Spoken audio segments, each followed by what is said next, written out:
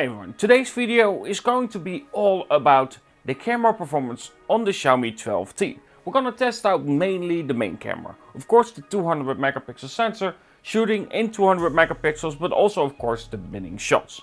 Either way, we're gonna experience how it is, how much detail it captures, and of course how it performs in general with colors, saturation, dynamic range and so on, and see what I think about the camera itself. Either way, without any further ado, let's jump into the video. So before we get into of course showcasing the images on the Xiaomi 12T with the main sensor mainly and of course the 200 megapixel resolution, let's talk about what sensor we are dealing with. It's the Samsung ISOCELL HP1. It's a 1/122 inch sensor size, and of course you have a 1.69 aperture with an AP lens. It of course supports optical image stabilization, and of course you have this 200 megapixel mode, and in terms of video recording it's max 8K. When it comes to the ultra wide, it's a 1/4 inch sensor size with a 2.2 aperture and 120 degrees field of view. Of course we have the 2 megapixel macro mode, but we're not gonna care about that one. And of course a 20 megapixel front facing camera with a 1/347 inch sensor size and an aperture of 2.24. So without any further ado, let's look at some images here. So let's discuss the results of the 200 megapixel shot. For instance, what I'm going to try to do is show a shot and then afterwards show a zoomed in version next to it, allowing you to see how much detail there is in said image.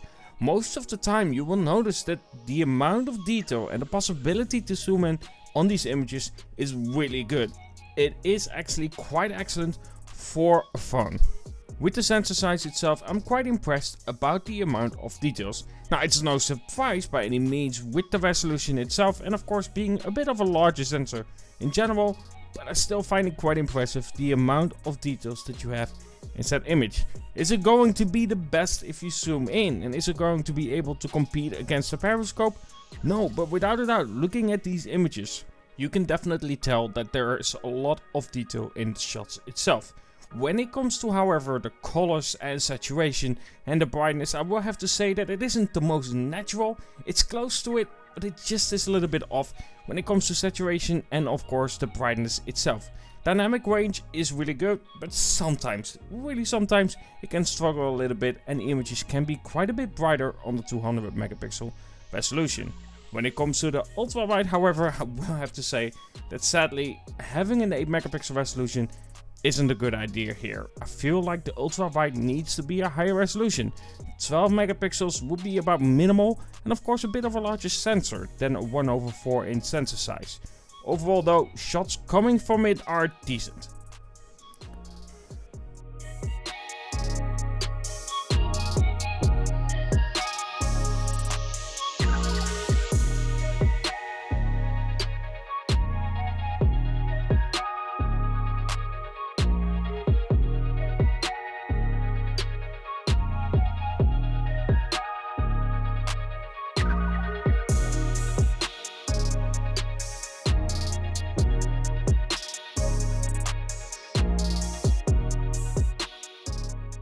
So let's discuss some things that I've noticed while using this 200 megapixel mode. When it comes to this 200 megapixel mode, the main thing that I really notice is the focus itself. If an object is close to you, it can be a little bit harder to get that focus right. Even if you use step to focus, it sometimes just doesn't want to capture it. Also, the images tend to be a little bit brighter than I would like it to be. This is in the 200 megapixel mode, especially in low light, but we're going to discuss that later. And of course in the normal mode as well. You will see that the images are a little bit brighter, so I would slide down the brightness a little bit. Most of the time I will showcase how it is when the camera decides what it's supposed to look like, but just know you can of course make it less bright.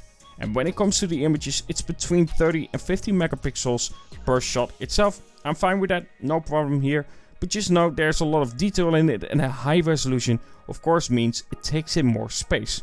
I would love to see a micro SD on a phone like this, especially with that resolution itself. In general, I would love to see a micro SD. So these were the daytime shots when it comes to of course the main camera and a little bit of the wide angle as well. But now we have to discuss low light situations. Now low light situations are always challenging, So I kind of want to elaborate what kind of situation we were in when it comes to these shots. It was midnight, we of course have some lights around us and whatnot, but it was midnight, so clearly pitch dark outside. Apart from that, it was a little bit foggy, and that means that there's a little bit fog potential on the lens itself, but not something huge by any means, where it affects the shots too much. Either way, that's the situation we're dealing with when it comes to these kinds of shots, and showcasing how the camera performs in low light as well when it comes to the Xiaomi 12T in 200 megapixels and of course your regular. So let's look at these low light shots. Now, as stated, it is a difficult situation and it isn't the easiest. Now let's begin with the 200 megapixel resolution, because funny enough, it actually doesn't do a bad job at all when it comes to this resolution, even though it doesn't use pixel binding of course here. It uses the full resolution of 200 megapixels. But I will have to say that while the resolution and of course the shot itself in general looks actually quite good, there are some shots where you can tell it has some problems with exposure and overall a good balance as well. Definitely some highlights where it has a bit more overexposure than I would like it to be.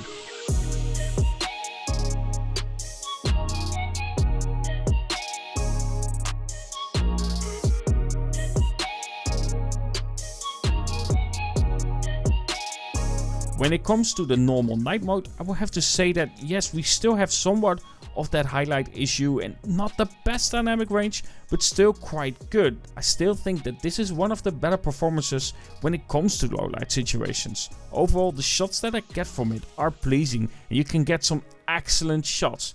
It just isn't the best, but overall, in low light situations, it takes great shots. And not to mention that it takes no time at all for the phone to actually get the result that you are seeing here. You click it and you get the result. There is no time in between. It is really fast, and therefore I think it's really impressive that you can actually manage to capture something like that in such a short amount of time. So for me, in low light, while it needs some balance work in terms of highlights and of course just colors itself, I think it is actually one of the better performances when it comes to low light situations.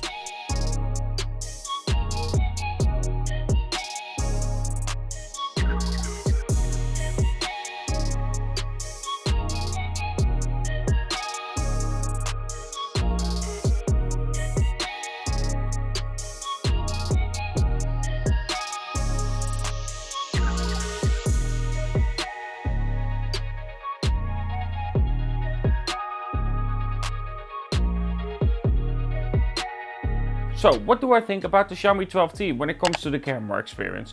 Overall, I actually think it's kind of mental that you have a 200 megapixel sensor on a phone. I would have to say that it is a shame that you only have an 8 megapixel ultra wide. I would have loved to see a bump up on that. 60 megapixels should be about the minimal. 12 megapixels is acceptable as well, but you know, 8 megapixels, I think that's too low, especially when it comes to having just smaller sensors in general with these ultra wide sensors. Of course, the 2 megapixels shouldn't be there, but we already know that. Either way, when it comes to the camera results, I think it actually performs pretty well. It's not going to be my favorite because I think that the Xiaomi Mi 11 Ultra has more character to the shots itself. But overall, I think the camera experience has been really solid. In low light, what I have to compliment it on, if I take a shot in that, it's in a second. It doesn't take any time at all for you to take that shot. You take the shot and done, before you know it. So in terms of that, really impressive, as well as the 200 megapixel shots as well. They are really fast to capture those 200 megapixel shots. And there's a lot of detail in those shots. Talking about the 200 megapixels, yes, if you are zooming in, a lot more detail will be retained than your normal 50 megapixel shot or your 12 megapixel of course. But either way, when it comes to the main camera and the 200 megapixels and actually quite a large sensor as well, I will have to admit that the camera result is actually quite good. Again, not my favorite in terms of character, but overall the shots are excellent for the Xiaomi 12T, and I think they've done a good job. Either way, this was my video about the camera on the Xiaomi 12T. Let me know what you think about it. What do you think about a 200 megapixel sensor on your phone itself? And what do you prefer? Having, of course, a little bit of a lower resolution and then, of course, having the ultra wide a little bit up when it comes to resolution, or anything else? Let me know in the comments below. I love interacting with people there. And of course, don't forget to subscribe if you aren't yet, if you enjoy my content. Hit the bell icon and so on. And talk to you guys in the next